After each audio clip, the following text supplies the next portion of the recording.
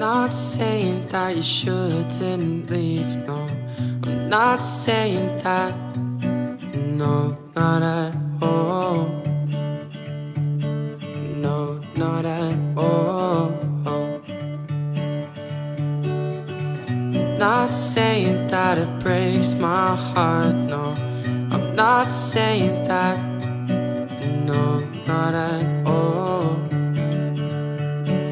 No, not at all. Desde este verano, Alejandro Garrido, de 9 años, consta en su acta de nacimiento como varón. Hasta ahora figuraba como mujer, pero es que él no era una mujer, no se sentía ni se identificaba como mujer. Él se ha visto desde los 4 años como un niño, como Alejandro.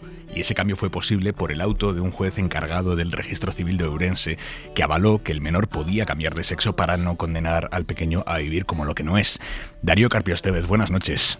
Hola, buenas noches. Usted es ese juez. Empezamos por lo legal. ¿A qué debates legales se enfrenta usted? ¿Qué dudas legales le surgen cuando llega este caso? La duda más grande desde el principio era la edad de la persona que solicitaba el cambio de género, ¿verdad? Quiero aclarar que aquí la disonancia era clarísima.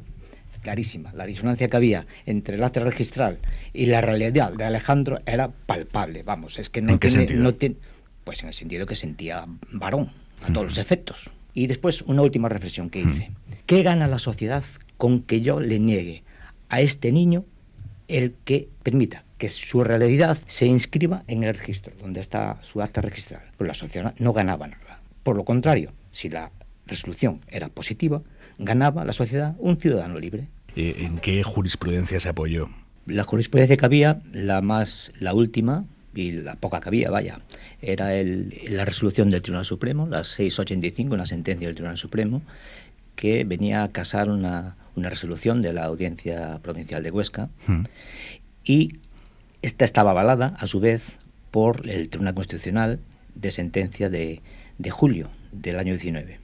Por lo tanto, ahí fue donde me acogí a esas dos resoluciones de los dos más altos tribunales, para entender que si se cumplían los requisitos de suficiente madurez y de estabilidad emocional a lo largo del tiempo, pues se podía dar una respuesta positiva. ¿Cómo determina usted que existe esa suficiente madurez y estabilidad emocional?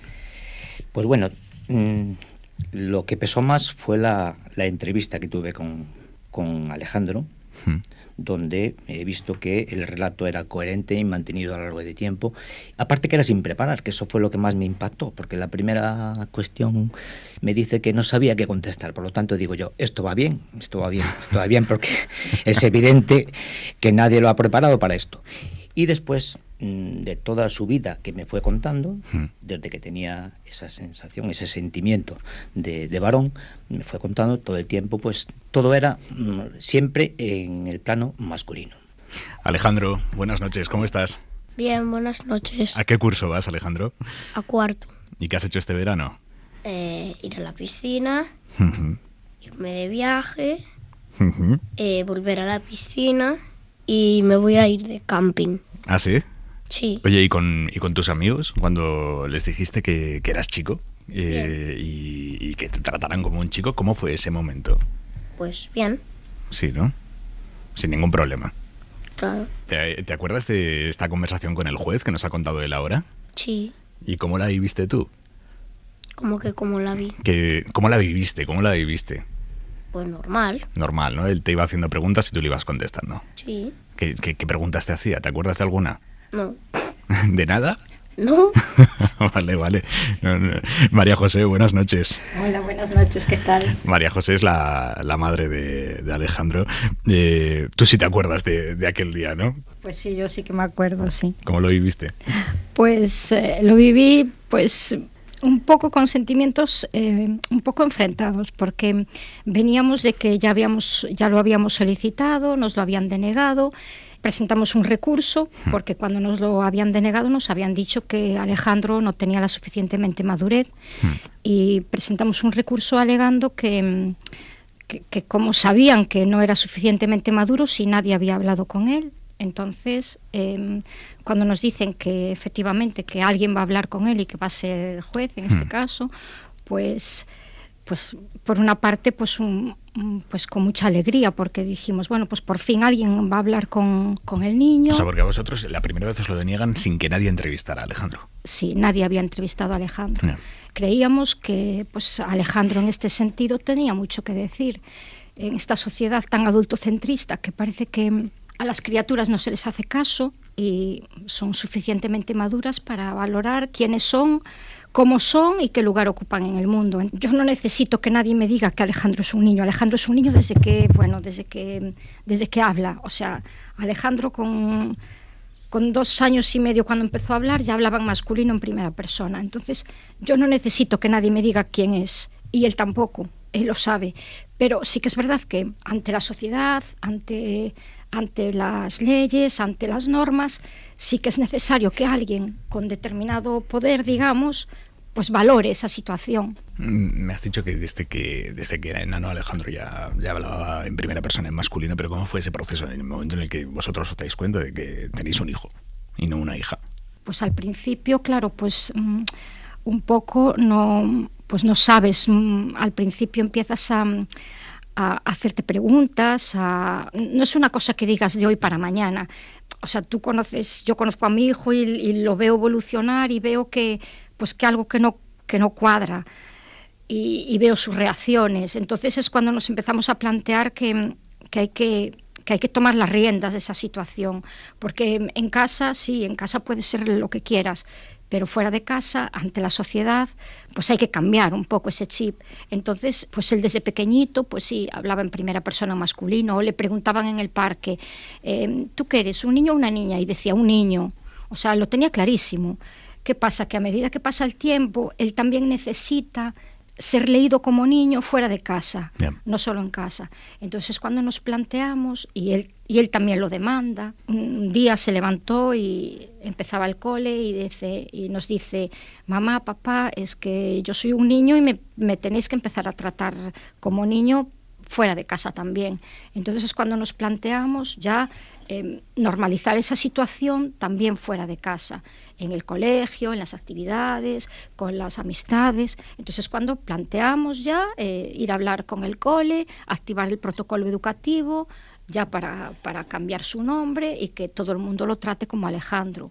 Sí que es un proceso que te afecta en todos los sentidos, emocionalmente, anímicamente, porque te están cuestionando todo el tiempo, o sea, te están cuestionando como madre, que estás dejando a tu hijo hacer lo que le dé la gana, pero en realidad yo considero que estoy dejando que se desarrolle como persona, que es un derecho fundamental, que se desarrolle como persona y que sea feliz, que al final es de lo que se trata, de ser feliz.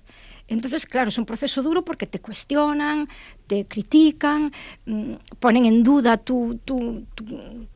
esa capacidad que tiene como persona pequeña de tomar esa decisión, pero es que es una persona, o sea, las criaturas son personas y tienen mucho que decir. A lo mejor no tienen conocimientos porque no tienen años, pero tienen mucho que decir, sobre todo en lo que se refiere a su identidad, a su persona, a lo que son. Nadie sabe lo que es, o sea, solo una persona sabe lo que es.